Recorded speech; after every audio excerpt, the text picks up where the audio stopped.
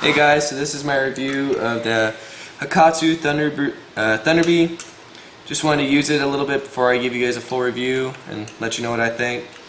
So, just a initial usage is simply, this is going to be piercing a CO2 cartridge on the inside, and some of the things I ran into is my spoon actually flew off, like the pin broke, and I was able to find it. So all you have to do is run a nail through, bend it, and put like a washer on the one side to hold it. So to actually use it, and you can find the manual on Evike if this isn't enough. Oh, and the shell is not like plasticky, it's solid, it's not like a can, like you're not going to be able to break it that easily. So you can get your CO2 cartridges at like Kmart, I get mine at Target, and you just open up your shell. You're going to have the piece to the puncture,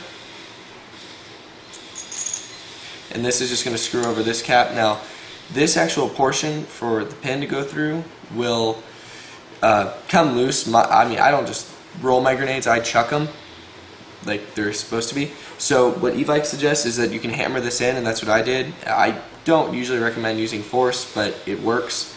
So your pin will actually go inside, and be careful with this. This actually cut my hand when I was still learning how to use it. You'll thread this on, and one side's bigger than the other, so if it's not going on, just flip it around. And then the actual CO2 cartridge, how it works is you take off the end cap, and then there's a plastic ring on the inside that is dipped in right here, and that's going to be facing down, and then it's flush on the top, that's what's going to be going up. You don't really need to be taking this out, I'm just doing it to show you guys.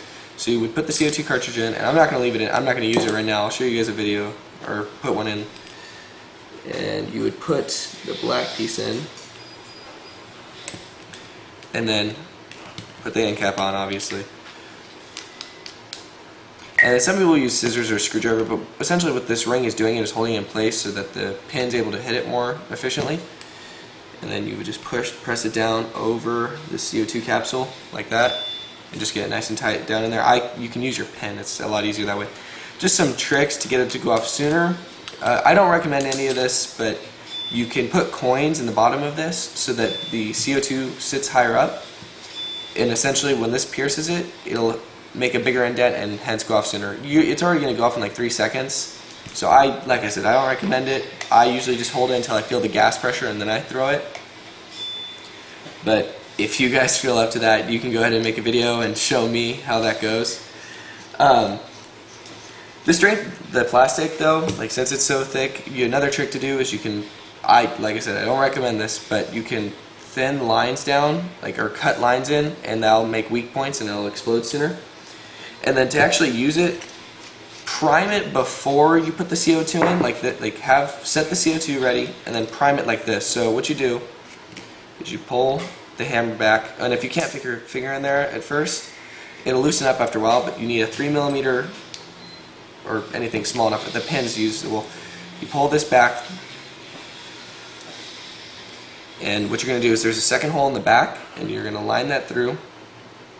Now if you lost your spoon, this would work, but then you won't have the option to hold your spoon down while you're waiting to throw it with the pin out. But you could leave it like that and pull the pin, and it'll strike and it'll puncture the CO2 cartridge.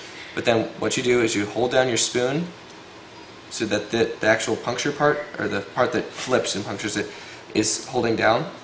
Pull the pin and keep pressure on this so that it stays down. Put the pin in the front, and then it's primed, or whatever you want to call it. Then you would put it all together, and then I would recommend using it, and then you would just screw everything together as such, and then get it all tight and good to go.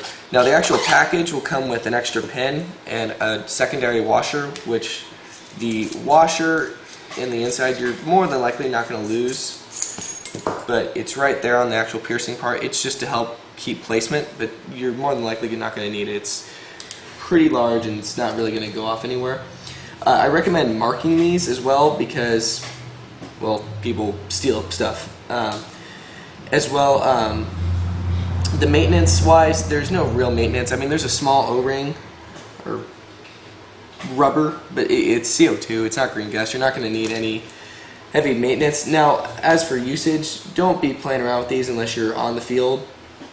I mean, just a heads up, I mean, they put off 120 decibels. It only takes 100 to start damaging ears, but they will make people run. Like when I was pinned down in a building by 3 people, I just casually chucked it out, had people run, and then shot them in the back.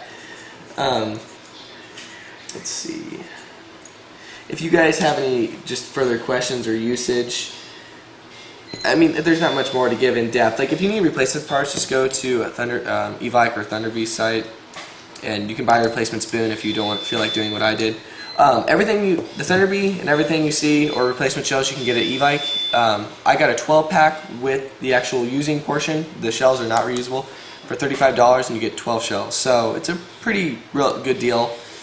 So for now, this is my review of Thunderbees. I highly recommend them. You should, if not, just pick some up to use for one time and see what you think.